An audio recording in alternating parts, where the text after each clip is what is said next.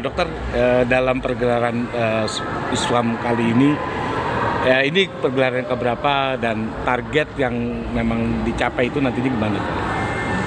Ya, jadi ISWAM International Seminar and Workshop Aesthetic Medicine tahun ini adalah penyelenggaraan yang ke-15 kali sejak tahun 2009.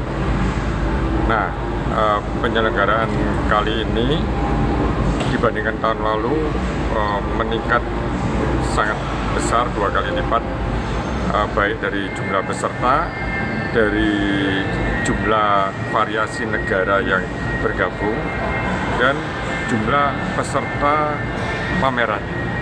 Jadi kali ini jumlah negara yang bergabung di dalam penyelenggaraan ISWAM ini ada 35 negara, dan pesertanya lebih dari 5.000 orang dokter, dan pengunjungnya termasuk yang bukan dokter itu ada 20.000 lebih orang. Yang membuat menjadi terbesar di dunia saat ini adalah jumlah pamerannya. Peserta pamerannya itu terdiri dari 500 booth lebih, 500 booth pameran. Yang ini sudah merupakan event yang terbesar di dunia. Dan ISWAM ini adalah event saintifik di bidang estetik anti-aging. Tapi kali ini dikembangkan dengan semua yang terkait, termasuk ada satelit bedah plastik, ada kemudian satelit dental estetik.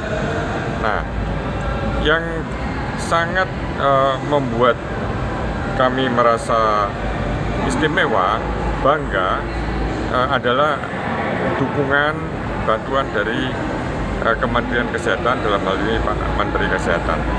Jadi di dalam rangkaian penyelenggaraan ISWAM tanggal 6 sampai 8 Desember 2024 ini ada kegiatan yang disebut sebagai kegiatan pre-kongres. Nah, pre-kongres ini diselenggarakan dengan konsep cadaver dissection, fresh cadaver dissection. Artinya cadaver itu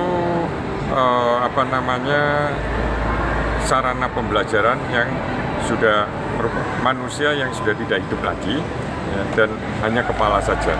Nah, karena tentu para dokter ini dalam melakukan pelayanan itu melakukan injeksi, melakukan implantasi benang dan lain sebagainya, harus tahu apa yang ada di baliknya kulit ini. Nah, oleh karena itu didatangkan kadaver kepala saja yang kualitasnya sangat bagus, artinya menyerupai kualitas kulit dan organ manusia hidup yang didatangkan dari Spanyol.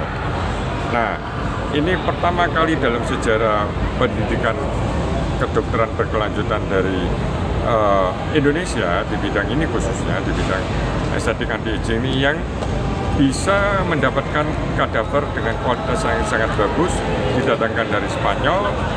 Itu baru terjadi tahun ini dengan dukungan dan petunjuk dari Kementerian Kesehatan.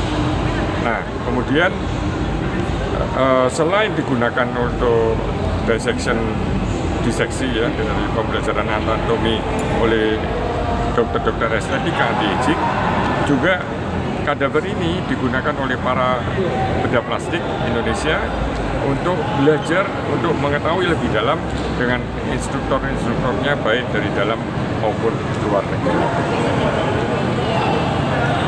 Sudah memasuki mungkin 2024 ke 2025, tren estetika sendiri akan seperti apa? Ya, jadi saat ini masyarakat ternyata kan lapisan sosioekonomi masyarakat itu kan ada dibagi dalam golongan kelas atas, golongan kelas menengah, dan golongan kelas bawah. Nah, ternyata pelayanan estetika anti-aging ini bukan lagi monopoli dari kalangan kelas atas aja seperti beberapa tahun yang lalu. Semua kalangan masyarakat ternyata membutuhkan layanan estetik anti-aging medicine ini. Sehingga saat ini ada 4.000 klinik estetika anti-aging yang tersebar di seluruh Indonesia, ternyata belum cukup untuk melayani masyarakat di bidang ini, di bidang estetika anti-aging ini. Nah, sekarang sudah banyak kemajuan ke pemahaman masyarakat, edukasi masyarakat di bidang ini, sehingga kalau zaman dahulu para pasien di bidang ini ingin mendapatkan koreksi yang sangat dramatis, sangat berubah, tapi kali ini tidak. Nanti selanjutnya menuju tahun 2025 akan lebih banyak ke koreksi perbaikan yang natural. Dok, ini kan banyak pasien yang keluar negeri nih dok untuk mempercantik diri nih. Dokter gimana nih? Kalau dokter bisa mampu bersaing saat ini? Jadi makanya ini salah satu program dari Kementerian Kesehatan agar pelayanan kesehatan khususnya di bidang estetik anti-aging ini, di bidang yang kami kelola saat ini, masyarakat Indonesia sudah dapat dilayani oleh para dokter yang ada di Indonesia. Jadi para dokter di Indonesia harus menjadi tuan rumah di negaranya sendiri. Dan ini sebetulnya sudah berhasil untuk yang tindakan-tindakan yang non-surgical. Jadi sekarang kalau kita lihat di Jakarta, di Bali, banyak klinik-klinik estetika anti-aging ini pasiennya 95% itu orang asing, bahkan bule-bule ya. Nah, artinya kualitasnya tidak kalah. Nah, dan sehingga dengan makin diupdate ilmunya, dokter-dokter di Indonesia ini makin bisa menjadi tuan rumah di negaranya sendiri, sehingga para pasien dari Indonesia tidak perlu keluar negeri dan tentu menghemat devisa negara. Yang pertama. Yang kedua, tentu kita selalu memberikan edukasi kepada masyarakat.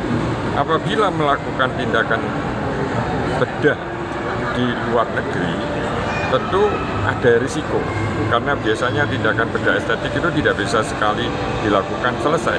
Jadi harus ada tindakan-tindakan penyempurnaan berikutnya, yang ini kalau kemudian dilakukan di luar negeri tentu akan menyulitkan.